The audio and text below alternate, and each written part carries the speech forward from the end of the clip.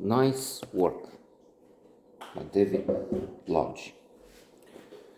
I have written note on the blog on this third part in the campus trilogy. And I started that written note by saying that I should have read this nice work at the beginning, maybe.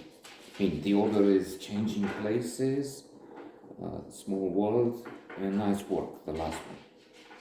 Last and the least, to paraphrase Shakespeare and change the quote from last but not least to last and least. In the sense that I'm not thrilled by it, which is my mistake, I have to admit to that. Something happens here in that I have to think of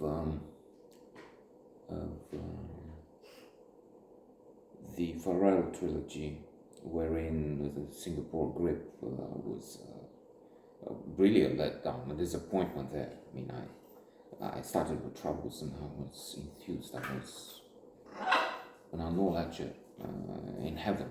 I'm in heaven. And then, like the Siege Krishnapur, and then Singapore Greek. Oh my God, that I couldn't read it really. I mean, all of it. But let's come back. Let's try and put a stop to this tendency, going off on a tangent. So, Changing Places was extraordinarily magnificent, august, to use words from three other works. Adjectival, that's from The True Story of Nat Kelly Gang, Peter Carey. Medicine, from Little Big Man, or Hideous Kinky, from Esther Freud. Esther Freud's novel. Esther Freud being the granddaughter of Sigmund Freud and Lucien Freud. So the first two were fabulous. It's also true. There's this reason why there was this hypothesis. Maybe if I had been reading nice work first, then things would change. Because there's this lower your expectations is the idea. Because when you come with expectations like here, oh, this is going to be Changing Places, this is going to be Philip Swallow, Morris, and it's not, then even if we're dealing with a very good, maybe excellent novel, nominated, by the way, shortlisted for the Booker Prize, still, it's not the same thing. So,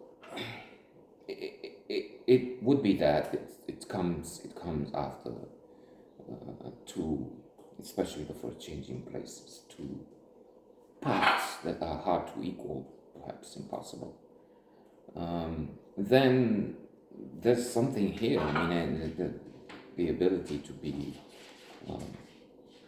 exhilarated and enthusiastic might be diminishing, attention and so on, with time, with age. But then I would say there are some things inside, I mean, which I would find anyway hard to take. For instance, we have the two main characters, Vic Wilcox, not obnoxious, but not overwhelming either. I mean, he's not really a personage I would go crazy for, I would say, in any context. Robin Penrose, Dr. Penrose, that's another story. So she is compelling, she's captivating, she's complex. There's so much in there. In fact, maybe there will be, I don't know if a few notes, that one must come in this form, a video note, and then there will be a written one on the blog for the campus trilogy, trying to assess the whole thing if possible.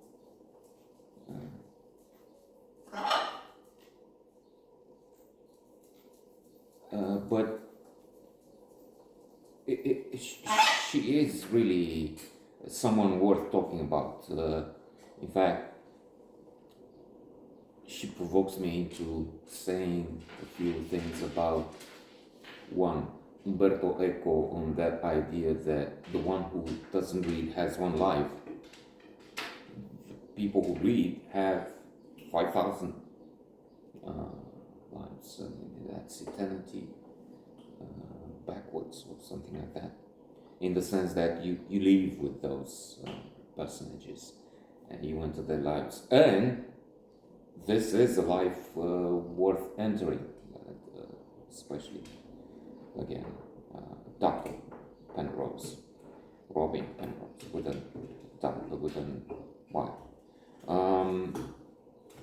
And then, from To the Heritage, Malcolm Bradbury, that's a longer passage, which I recommend. He talks about the characters in literature, in fiction, which are so much more interesting and compelling than the real humans we see. And the plots, which are clever, it's so exciting, so exhilarating, and it's a smart thing, and you can get access in there from your own house, from your bed, really. You don't have to leave your bed, and there's much more. And he referring to Tolstoy, Anna Karenina in particular, how magic that world is, and how much more preferable, how much better, more fascinating that is than, he doesn't use those words than real life. So yes, you have that. But then to end this with a thought that there might be some more comments coming. It doesn't fit together at one point in my mind. Spoiler alert, when Vic, Robin go to Frankfurt, we know he was in love, he says, with her. Very attractive. He's 46, she's in her early 30s. And then she's a liberated woman. They're opposites. And yes, we have, I put that in we have that proverb, opposites attract, really. No, our luminary from here, Konstantin Moika, talked about proverbs and how stupid they can be. He didn't use those words, but that's what I got from the stories about man, obviously that's from. And I agree. Apparence in Shah.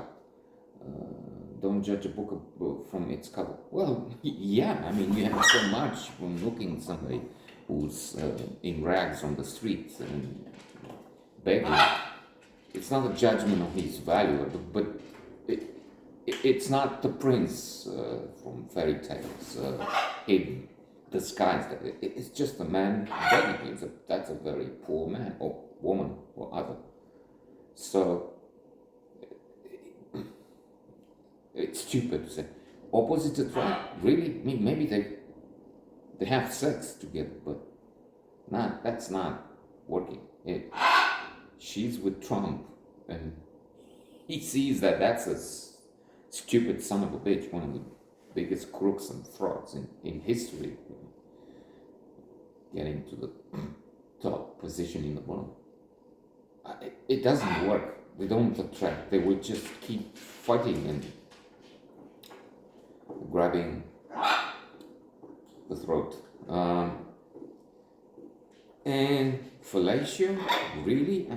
It just like that?